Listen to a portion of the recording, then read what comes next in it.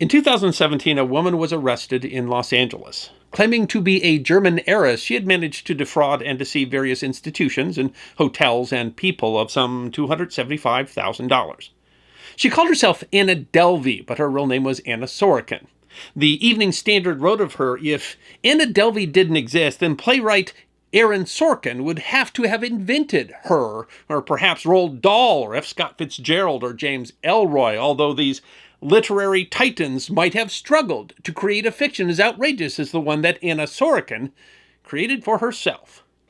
But she was by no means the first or most outrageous impostress to sell a story that would, well, put daytime television to shame.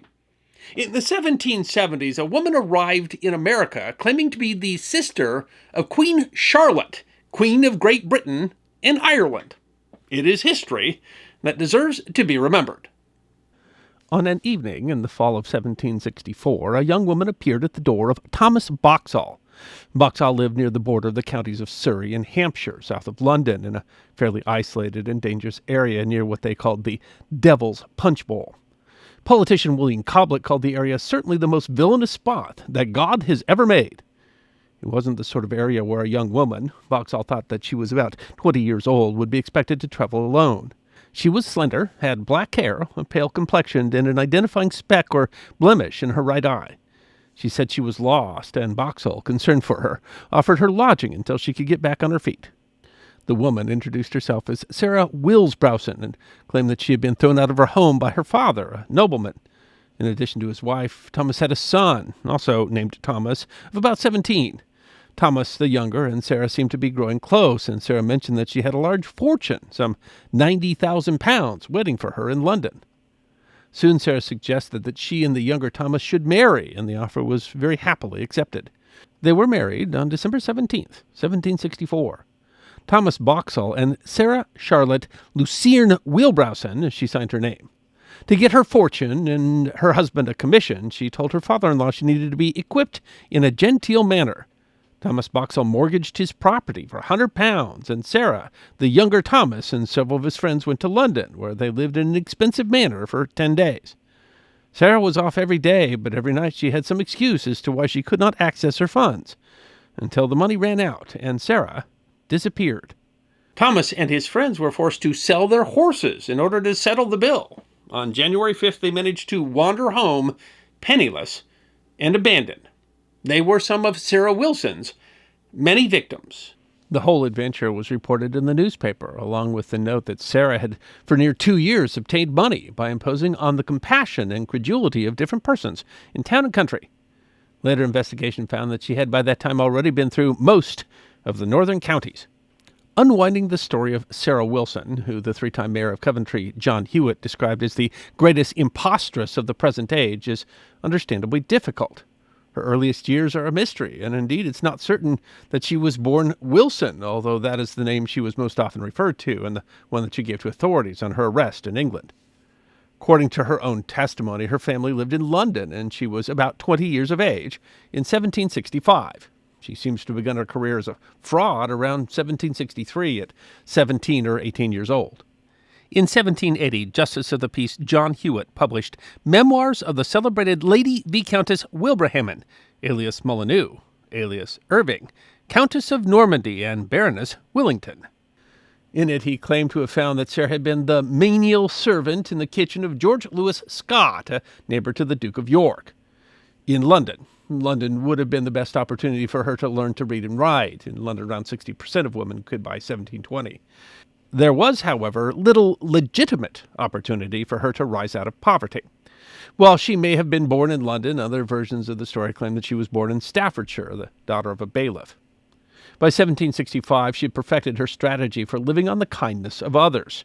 After defrauding the Boxalls, she stopped at a lawyer's home in Westmoreland, where she introduced herself as Viscountess Lady Wilbraham.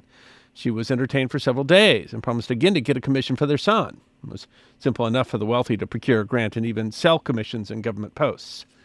In December of 1765, she was in London, and she stopped by a shop in Haymarket.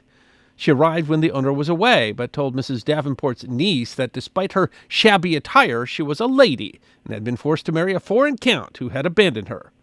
All she had was a note payable to a prominent banker, but that she couldn't go to the banker in shabby clothes. The niece bought the story and gave Sarah room and board and equipped her very prettily. Sarah was a careful planner. She took the niece to a bank on the day that she knew that the banker would be gone, and then had the coachman bring her to the banker's house. Asking the niece to remain in the coach, Sarah went to speak to the banker. But when she got to the door, she asked for Molly. When a servant with that name appeared, she said, "Lord, ma'am, I beg pardon if your name is Molly, but you are not the person I wanted." And then she convinced the servants to let her out the back door.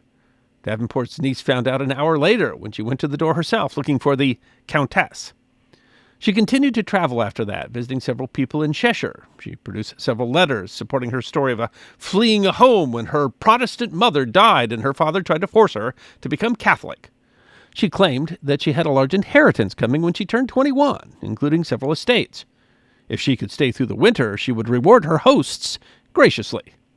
The victim who finally bit was Richard Frith. Though suspicious, he sent the Viscountess Wilbraham to his son's home. His son, also Richard, and Richard's the younger's wife, bit hard. The young couple treated her like royalty, washing and dressing her and bringing her food on their knees. Sarah promised the younger Richard that he could be her steward, and the pair even asked Sarah to be the godmother of their newborn child. In May, she took her steward to London and promptly disappeared. From there, she traveled to Coventry, visiting several families claiming to be Miss Wilbraham. Earl Denby sent a letter to John Hewitt, alderman, relating the very improbable story Sarah was peddling. The Earl thought Sarah was either mad or an impostor. Hewitt was a zealous thief-taker and magistrate and sought Sarah out. To Hewitt, she spun a similar story. She said that her father lived at Corby Castle, that her mother was recently deceased, and that she had fled because she refused to become Catholic. Hewitt was able to easily identify holes in her story, and declared her an errant impostress, and arrested her. She had a stolen letter case with 2 marriage certificates, as well as evidence of several of the aliases she had chosen. She provided Hewitt with several names that she said could testify to her character, including George Lewis Scott, who she had once worked for, and he left her in the care of the innkeeper as he went to London to check those references. The innkeeper, however, believed Hewitt had made a mistake and helped Sarah to make her escape.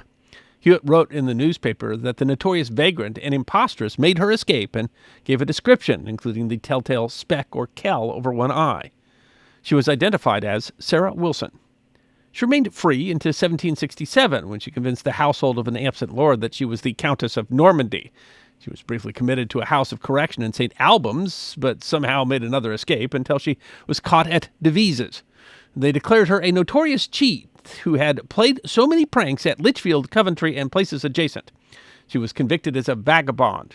She could have been jailed for 6 months for the conviction, but her description came to the attention of investigators in London, thanks to her theft of good clothes from Mrs. Davenport's niece 2 years prior. Sarah was accused of knowingly and designedly, by false pretenses, obtaining 1 pair of stays, 1 shift, 1 petticoat, and other apparel. Toadhill Fields Bridewell, where Sarah was kept, was a filthy place, like most English jails of the time. Women at Toadhill were made to beat hemp for use as rope, a difficult and back-breaking job that no one else wanted to do. She was found guilty at the Quarter Sessions in January 1767 of stealing £3 and 18 shillings worth of clothing. Adjusted for inflation, that was over £700 in 2022 values. That amount could have been a death sentence, but instead she was sentenced to transport to the American colonies for 7 years. It isn't known what ship she traveled on, but the first available ship left in April, and likely Sarah was aboard. Though Australia is better known for taking in convicts from another country, plenty were also sent to America, where they were not well welcomed. Benjamin Franklin disliked accepting the felons and suggested sending England rattlesnakes in exchange. Once in America, the felons were sold as 7-year servants and were completely at the mercy of their owners. Women convicts sold for between £5 and £9. Sarah seems to have been sold to a William Duval, who in 1771 reported that she had run away from Bush Creek, Maryland. Despite being sent halfway around the world, Sarah apparently remained a servant for at most a few years before she turned back to her itinerant ways. Again, reports suggested that she visited and stayed at the mansions of wealthy planters, such as Suzanne Lamborn, Reverend James Horrocks, the president of the College of William and Mary, and even John Page, with whom Thomas Jefferson was a close friend. Jefferson said to have written a draft of the Declaration of Independence at Page's home. She seems even to have been received by Josiah Martin, the last British governor of North Carolina, as a princess. She was so convincing that many had the honor to kiss her hand. She continued adding aliases to her travels. In Wilmington, she introduced herself as Sophia Carolina Augusta, Princess of Brunswick, and Marchioness of Waldegrave. She was buoyed by her own mystique, with the Cape Fear Mercury wondering why she was traveling incognito, and reported the rumor that she was the sister of the Queen.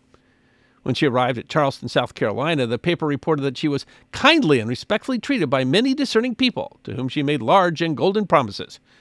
It is also reported the rumor that she was the daughter of the Pretender, the Jacobite Bonnie Prince Charlie. In 1773, Rivington's New York Gazetteer presented a report of one Sarah Wilson, who it described as a former servant of a maid of honor to Queen Charlotte herself. According to the report, Sarah had been transported for stealing jewels from a cabinet in the Queen's apartments. Now, the report continued, Sarah was traveling the colonies, claiming to be Princess Susanna Carolina Matilda, promising appointments and promotions, all while she levied heavy contributions from prominent Southerners. The report ended with an advertisement by William Duval of Sarah's escape. He had noted the blemish in her right eye and offered 5 pistoles, or gold coins, as a reward for her return.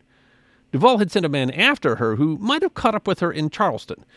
If she was captured by her former owner, however, she was free by September of 1773, when the Marchioness de Waldegrave appeared in New York. Possibly she used funds from her southern expedition to buy her freedom. The Boston Post boy said that she was Sarah Wilson, alias Carolina Matilda. She still insists upon the verity of these pretensions. She added the title of Princess of Cronenberg to her repertoire as well. The papers followed her travels in the North closely. From New York, she traveled to Newport and Providence, Rhode Island, and then to Boston. She was in Boston when on December 16th, the Sons of Liberty threw tea into the harbor. As thousands had gathered to watch the spectacle, it's possible that she was a witness to that historic event. But the reports about her always seem suspicious about her motives. I mean, after all, she wasn't the first person to try to con people out of money by claiming to be someone that she wasn't. The Massachusetts Evening Spy said of her that she was the most surprising genius of the female sex ever to be obliged to visit America, with the word obliged implying that she was a transportee. By this time, she seemed to find willing hosts more because she was a curiosity than that anyone actually believed her tales. As the Duchess of Brautensburg, or Her Serene Highness Carolina Augusta Harriet, Princess Hereditary of Brautenburg, the Essex Gazette reported that she has occasioned much employment to busy curiosity. It is confidently said that she is a person of the very first distinction in Europe. Reverend Cutler, one of her many hosts, wrote in his journal that she appears to be a person of an extraordinary education, but is generally supposed to be an impostor. Reports of her are fewer after 1775, as the War for Independence likely made her travels more difficult. By 1777, she returned to Boston and even sent a letter to be delivered to George Washington, although no one knows if the general ever received it. Styling herself a certain princess, she seemed to have been living on the goodwill of others. In her last year, she lived with John and Lydia Costello in Berwick, Maine. She died in February 1780. Her obituary identified her as a strange lady who called herself the Duchess of Cronenberg, but is supposed to be one Sarah Wilson, a convict. Lydia Costello believed Sarah an impostor, but still addressed her by her title, and during her sickness gave her that attendance a lady of that character might have expected. Despite Lydia's misgiving, John Costello placed a letter in the newspapers that Her Serene Highness had died, and not, as the malicious vulgar had been pleased to call her, Sarah Wilson. According to him, Sarah had fled Europe to escape her marriage to Charles Frederick Adolphus Johannes, eldest son of the King of Sweden, and that she was cousin to Queen Charlotte. Unsurprisingly, there was no King Charles Frederick Adolphus Johannes of Sweden. Objectively, Sarah Wilson was a thief and a fraud whose lies caused real harm. And yet, for some reason, just like Anna Sorokin, people chose to believe her even when the lies seemed to be obvious, and people remained fascinated with her even when the lies became known. And the question is, why? In a 2013 TED Talk, Professor Matthew Hornsey of the University of Queensland suggested that the reason that people are so fascinated with imposters is because all of us strive to put a positive face to the world. All of us strive to hide our flaws in the face of other people. We become quite good at it, to the point that the idea of a true self or an authentic self becomes harder and harder to find. Maybe, the professor posits, the reason that we are so intrigued by imposters is not because we want to be like them, but because we worry that deep down we are like them. I hope you enjoyed this episode of The History Guy. Check out our community on thehistoryguyguild.locals.com, our webpage at thehistoryguy.com, and our merchandise at teespring.com, or book a special message from The History Guy on Cameo. And if you'd like more episodes on forgotten history, all you have to do is subscribe.